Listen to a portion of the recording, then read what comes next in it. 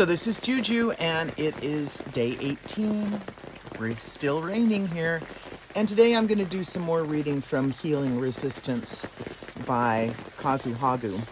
And I'm going to be talking about all of the principles of nonviolence. I'm going to jump ahead today because this one just moved me so much. So the principle 3 is attack forces evil, not persons doing evil.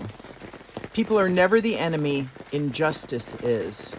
People are not our enemy, violence is our enemy. Injustice is our enemy. Any worldview that stands against life, love, and community is the enemy.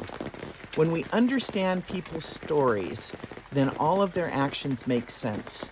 It doesn't justify their behavior, it doesn't condone their actions, but when we can see why they did what they did, we can begin to empathize. And so I'm going to break up this chapter into 2 parts because this spoke to me so much with the work that I do. And I think it's so important at this time of division to really remember to attack the forces of evil, not individual persons. This is called the rotten barrel. Every time there is an incident of corruption in a large institution, whether it be a government agency or a corporation, we are all told that this was an isolated incident, that this was a case of a bad apple in an otherwise good barrel. But what if it's not the apple? What if the barrel itself is rotten? You can throw away as many rotten apples as you can find, but until you replace the barrel itself, it will continue to spoil good apples. That's what seems to be the case in so many of the institutions in our society today. They seem to turn good, normal people into bad apples. Take policing. There is no doubt in my mind that most people who choose a career in law enforcement enter with good intentions. I have no doubt that most people believe from the bottom of their hearts that they are on the good side trying to keep society safe. Very few people enter law enforcement with the conscious intention of using their powers to abuse people and oppress communities.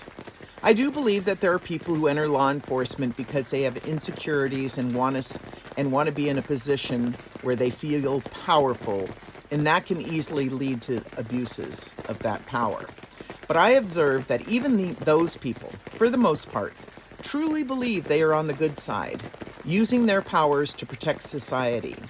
Yet police violence, corruption, and abuses of power are prevalent at every level of law enforcement. What is it about the profession of law enforcement, particularly in the United States, that creates such a hostile environment?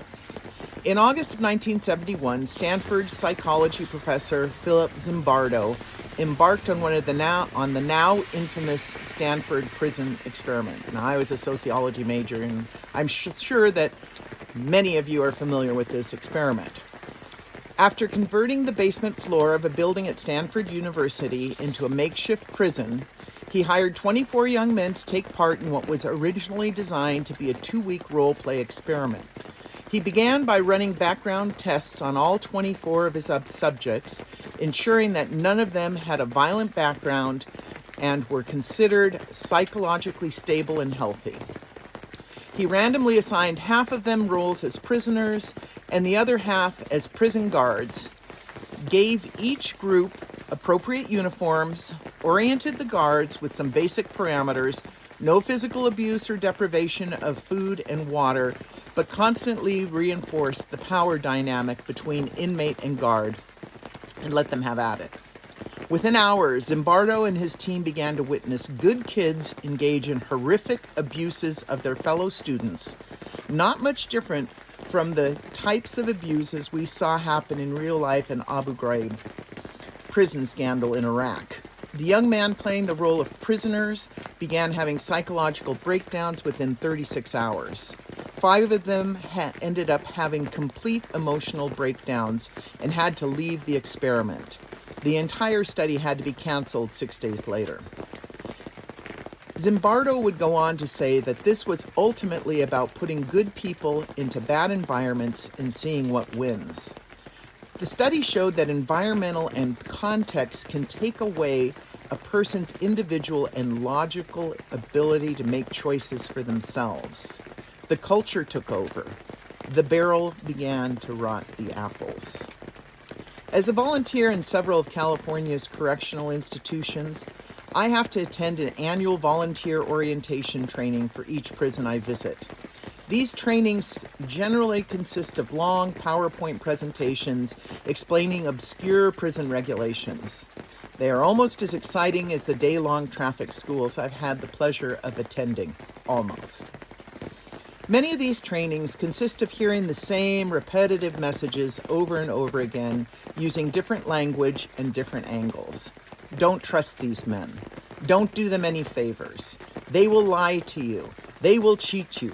They are dangerous and will try to take advantage of you at every turn.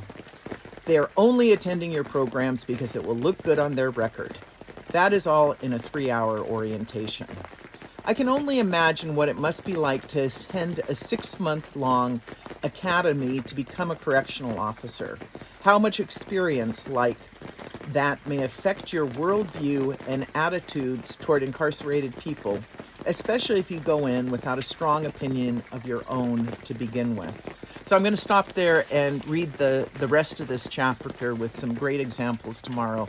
But this really spoke to me. I'm about to do the training for my brown card to get into the prison system, and it'll be interesting to see what this is. Every year I have to do a sheriff's orientation to volunteer in the jail through the public library, and this is exactly what it is. And the prisons are very concerned with over-familiarity, and that's what I love about the Empathy in Action program, because there we see our brothers in blue, the incarcerated men, as brothers. We share deep stories. We see the humanity and recognize the humanity in them.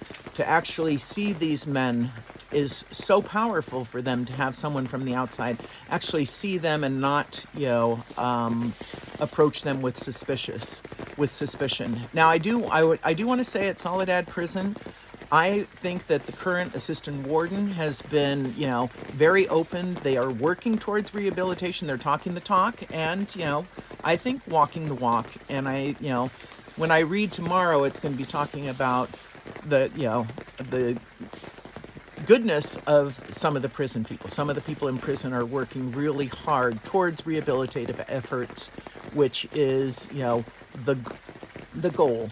But during this time of divisiveness, I think keep that principle in mind. Attack forces of evil, not persons. So with that, this is Juju, day 17, unscripted, unfiltered, and unedited. Have a beautiful day. Lead with love.